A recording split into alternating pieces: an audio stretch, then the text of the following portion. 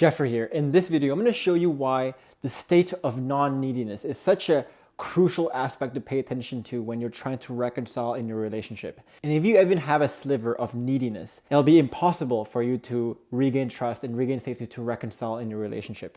And be sure to stick around till the very end of this video because this is an aspect of non-neediness that very few videos talk about. But this is such a crucial understanding to have, especially if you're currently facing the prospect of divorce or a separation and you're looking to reconcile or save your marriage. And if you're new to this channel, my name is Geoffrey and I help men in long-term relationships or in marriages with the right skills and with the right mindsets to be able to design a thriving relationship for yourself. So if you want more content on this topic, be sure to subscribe and click the bell button as well to be notified when I post new videos every single week. And if you want to explore this topic of the processes you can use to reconcile in your relationship, you can also join me in my free masterclass on the 5 proven steps to rebuilding your relationship from the ground up. And so if you want to join that masterclass, be sure to stick around to the very end of this video for the instructions on how you can register for that. Now, I want to start this video by talking about the basics of what it means to be non-needy, or what it means to come from a place of power in your relationship. Now, we've discussed this in depth in a previous video. I'm gonna link that video down in the description box below. But just to give you context for those of you who are new to my channel on what non-neediness actually means. So most people, when they think of being non-needy, they think about some external behaviors or some external actions or some things you can say. So for example, we commonly associate being in a position of power as being able to walk away and mean it. So perhaps this shows through things like no contact rule or abiding by the no contact rule or pretending that you're actually okay and you don't really need your partner and you're okay by yourself. But these are what we call in the program behavior-based non-neediness. And the truth about non-neediness is that it's not something that you do or it's not something that you say. Non-neediness and being in a position of power is really more of an internal state. It's more of an identity thing about who you are rather than what you do. You can walk away, for example, and you can pretend to play the no contact rule. Most people, when they try to walk away like this, they're walking away with the intention to get a certain outcome, to elicit a certain outcome. And the reason why they do this is that while externally they appear non-needy, internally they're actually still very needy. They're still at that very needy state. And they're needy for that outcome. They're needy for their partner's approval and so on. So this is one example of how neediness or non-neediness is not about what you do and what you say, but the internal state of where you do it from. And because it's more of something that you do, something where you are and who you are, it's really hard to fake being non-needy. In fact, it's impossible to fake non-neediness and it's impossible to use your willpower to try to be non-needy because at the end of the day, if your internal state is still in a needy place, your neediness will really show in the nooks and crannies and the cracks of your facade here. Now, what's even worse and what a lot of people don't realize is that there's 2 different kinds of neediness. There's overt neediness, which is what we often associate with what it means to be needy, which is you begging or pleading and you displaying the active signs of neediness. But there's also what we call covert neediness. And I'll explain this a bit later, but here's how the 2 connect together.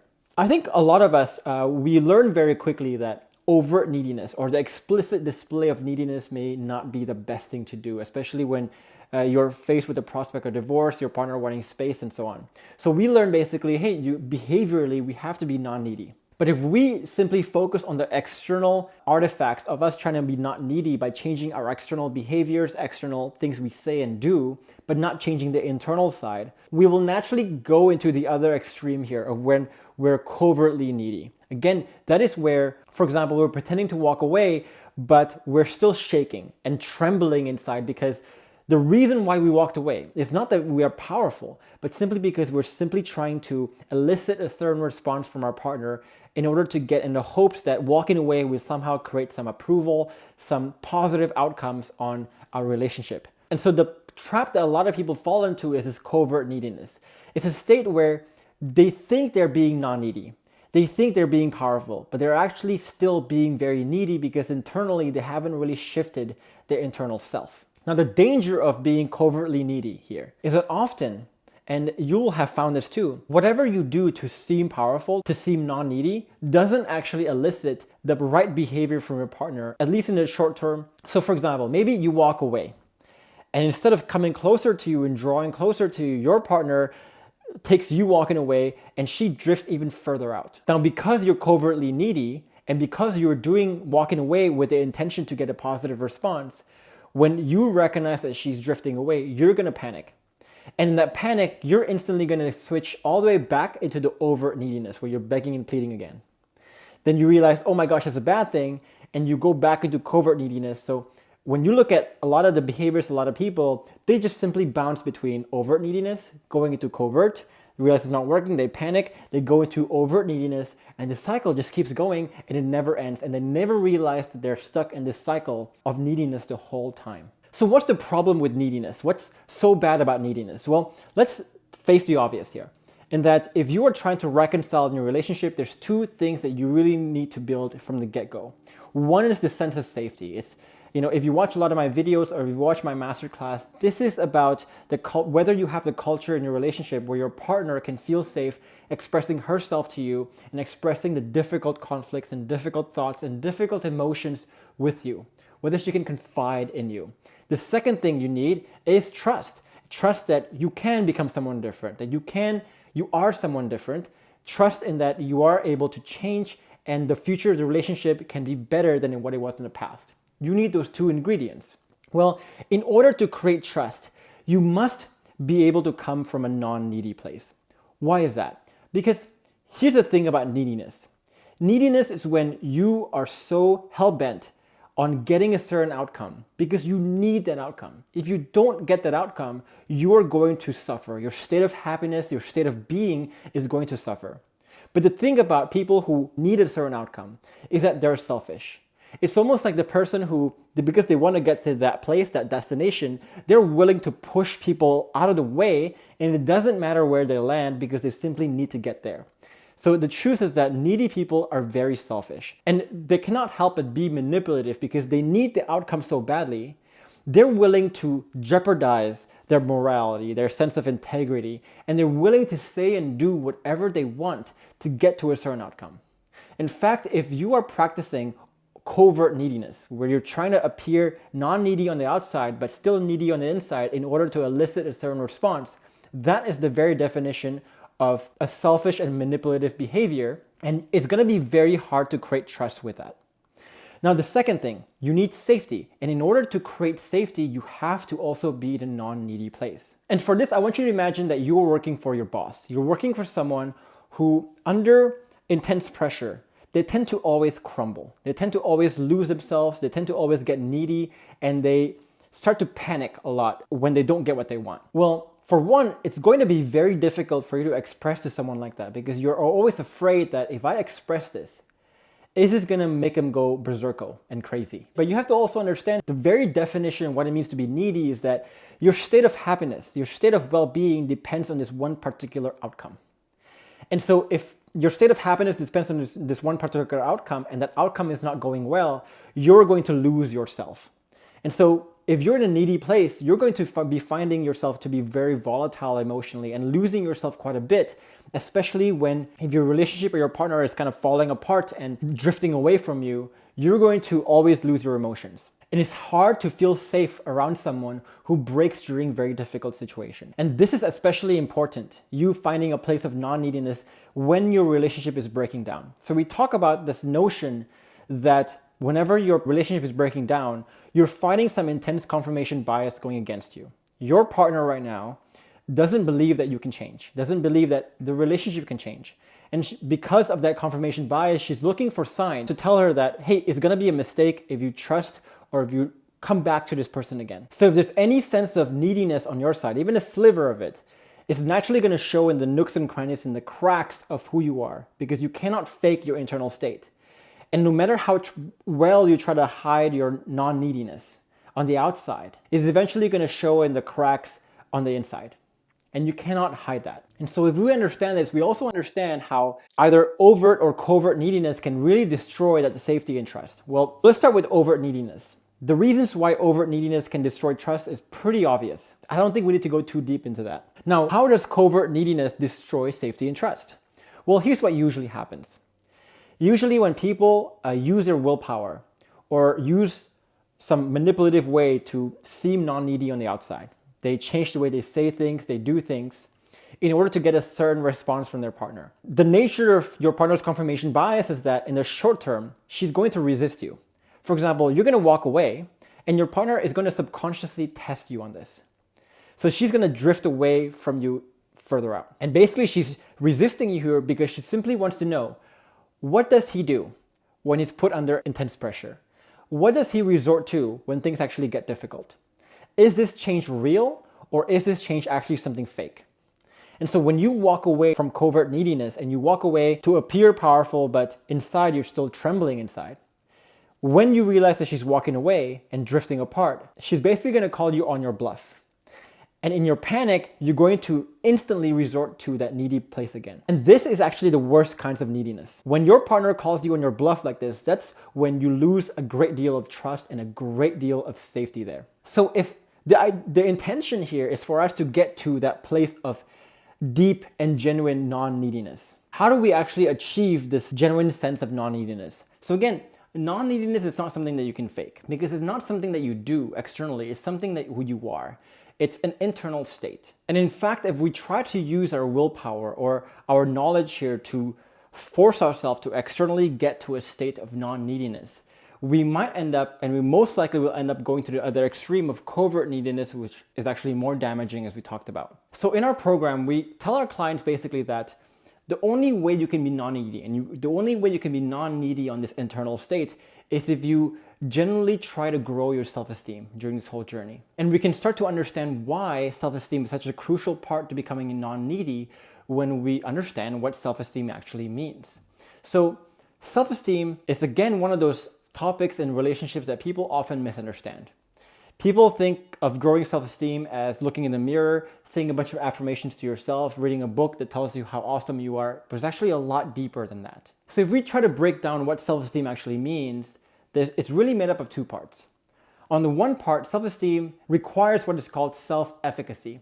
And self-efficacy is simply your confidence in your ability to accomplish something, to get a particular outcome, to get something, to get a win. So in the context of your relationship, this is about your confidence in your ability to lead conversations, lead the culture, lead the interactions in a way that leads to more recovery. This is about your confidence in your methodology, your process in which you can take a negative, a conflict in a relationship and turn it into a positive. But self-efficacy is not the only part of self-esteem. You have the other part here, which is self-worth. And self-worth is simply about your ability to manage your mental processes that allows you to believe in your own value, in your own worthiness deep down. And if you have self-esteem, if you have both self-efficacy and if you have self-worth, then you will naturally go to this middle ground between overt and covert neediness, which is what we call the place of want, the place of non-neediness. This is a place when you no longer get stuck on a particular person, on a particular outcome, when you no longer get needy and your happiness is no longer reliant on one particular outcome happening or your partner per se, because you have created so much value in yourself, so much confidence in yourself that you can see yourself getting to your desired outcome in many different ways. Because here you believe that not only do you have the ability to eventually get the outcome of a thriving relationship, whether this is with your partner or not, but this is also when you believe in your own worthiness deep down that you deserve the outcome wins, the thriving relationship at some time or another. So just to understand this on a deeper level, when it comes to work, for example, when you go to a job interview, for instance, and you're not really confident of your ability to get the job done or to do really good work, and you don't feel worthy of a wonderful job, of a high-paying job, of a job that fulfills you really, you're going to go to every interview in that place of need, in that you need the interviewer to say yes to you, to approve of you. Because if not, then you're not sure how you can create wins for yourself anywhere else because you don't believe in your own abilities deep down. Now, in the context of a relationship, if you don't really understand your true ability, you don't feel confident in your ability to create thriving relationships anywhere else, with someone else, with other relationships, then you're going to look at your partner as your only sole source of happiness. And when that happens, you're going to be coming from a needy state naturally. But if you believe in your own ability to understand the processes, to create a thriving relationship wherever you go, with other people, with other women, and you believe in your self-worth deep down that you're worthy of a great relationship, then you're going to look at your partner in a less needy state where you can want your partner, but you don't need your partner, which is a very crucial difference to have. So a lot of you may be listening to this, and this might sound a bit weird to you because this runs counter to what we've known about what love means and what unconditional love means, for example, in that we think that real love is all about looking at your partner as the only person that is meant for you. That there's nobody else in this world that is meant for you, that can make you happy, that our partner is the only one that can make you happy. But in my perspective, if you're coming to a relationship in this place of need, where you need the approval, you need your partner to say yes and to come back to you because you believe that your partner is the only one that can make you happy, that is when you become very dependent, very selfish, and very toxic. Because if you see that the one outcome, the one person that you need is pulling away from you, you're going to do anything that you need to do. You're going to push people all over the corner and push people aside and pull your partner back in and do anything to pull your partner back in because you can't stand the thought of losing your partner. So the ironic thing that you have to see here is that in order for you to create a thriving relationship, to reconcile in your relationship, you have to get rid of this place of need, the illusions that keep us in a place of need and get to a place of want. And the nature of the place of want is a place where you can see multiple forms of wins for yourself, where you can see that your partner can make you happy. Yes, this is a relationship that you want, but you can also create great relationships anywhere you go. So here then you're not so stuck on this one person, this one outcome, and you don't need it so much. You can want it, but you don't need it, which again is the crucial difference. And when you can see multiple forms of wins like this for yourself, then that is when you can get to the place from dependence into more of an interdependence. And I've discussed in another one of my videos, the concept of interdependence, but when you find interdependence, that is when you can start to approach the relationship in a healthier way, in a less needy way, in a less selfish way as well. So if self-esteem is an important part of finally getting to a place of true and genuine non-neediness, how do we get there? And I think a lot of people have misunderstandings about what it means to grow your self-esteem. So a lot of you may be thinking, for example, okay, great, Jeff, now thanks for telling me this. Thanks for telling me that in order to get my partner back, I need to be having high self-esteem. I need to be very confident. I am valuable and I am capable. But not so fast. It's not just simple because you can't just tell yourself or willpower yourself into gaining your self-esteem. It's not like you can just look into a mirror one day and finally get all the confidence that you need. In order to grow your self-esteem needs to be based on something very, very concrete, not just something you tell yourself once or twice, but something very concrete and something you build over time. So if you've attended my masterclass or if you watch a lot of my videos, you will have come across the 3 layers of changes that are very important that you need when you're trying to reconcile in your relationship. The first level here is the frameworks, the second level is the mindset, and the third level is the identity shifting. Now, when you master the frameworks, which are basically the processes and the methodology in which you can use to guide the interactions, guide the leadership of your relationship to a place where it can thrive. When you can gain the mastery of the frameworks to allow you to dance around every single conversation you have with your partner, that is how you gain your self-efficacy. That is how you gain your confidence in your ability to go through the challenges, to go through the conflicts and so on. So by working on the frameworks here, the first layer, you're naturally going to grow the first aspect of self-esteem, which is self-efficacy. Now, going one step deeper here to the mindsets, when you start to adopt a more bulletproof mindset, where you can manage your thoughts and interpretations and emotions a bit better, that is naturally how you grow your self-worth. And when you become more bulletproof, when you can manage your thoughts, you naturally start to grow your belief in your own worthiness over time. So essentially, the reason why we say these 3 tiers are the most important tiers is that when you grow your frameworks, your mastery of the frameworks and the mastery of the mindsets, you will naturally grow your self-esteem.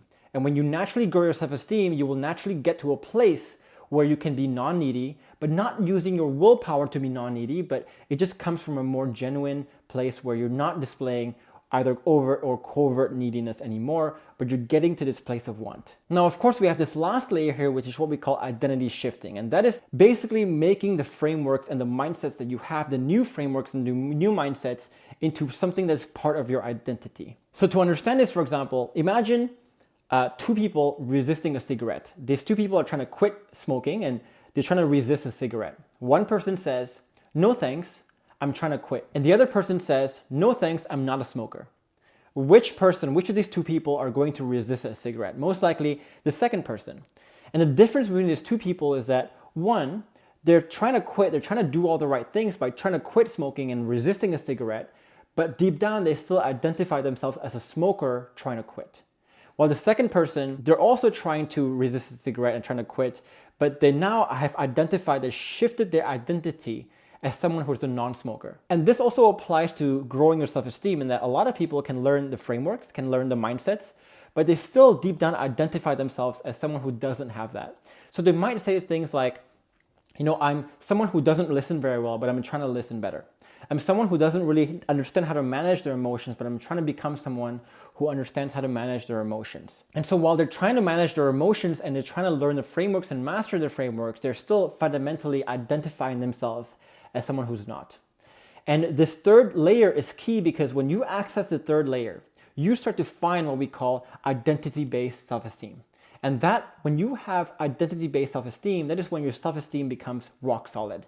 That is when you can come from a place of power, you can come from a place of confidence, of non-neediness, and have it be truly, truly genuine and truly, truly consistent. You're no longer using your willpower to stay strong, to appear powerful, but you are powerful. That's an internal state. So in our Relationships Rebel program, this is something that all our clients have mastered. These 3 layers of changes where they really find this genuine place where they can find the self-esteem and they can find their identity-based self-esteem. And when they do this, they naturally come from a place of power that makes it very easy for their partner to trust and to feel their genuineness as they're trying to reconcile in their relationship.